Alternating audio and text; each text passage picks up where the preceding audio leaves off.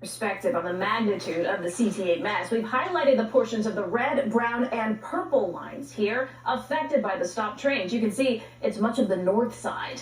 With no trains, many people were turning to Uber and Lyft to get to work.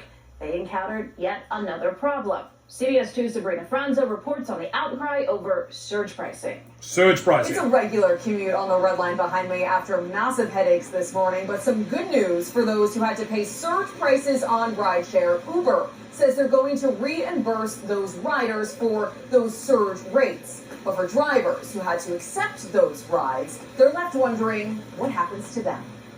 After the L took a big L this morning, commuters were looking for a plan B to call a car.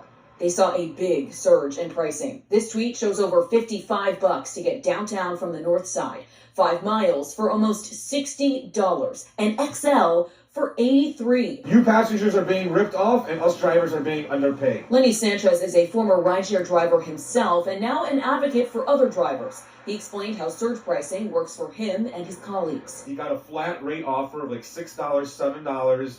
He got the $7.24 paid out, added on top of his fare, and the customer paid that. So they made 45% of the fare that they charged on that one.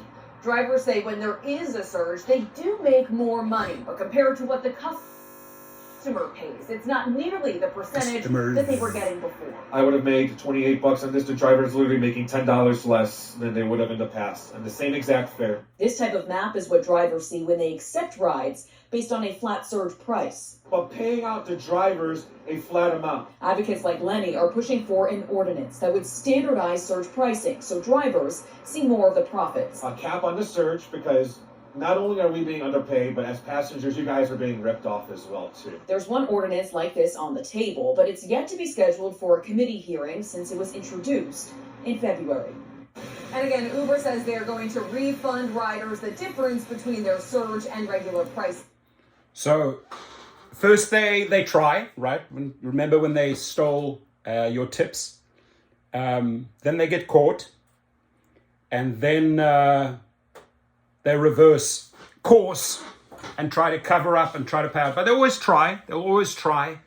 And the gentleman there, I think he was reporting from that rideshare hub that they set up for drivers. He knows his business. He calls them out. He's not shy. He's very vocal. And we got to keep on pushing, right? This is unacceptable. It's unacceptable to the rider. It's unacceptable that the driver gets a fraction of the monies. Your thoughts, please.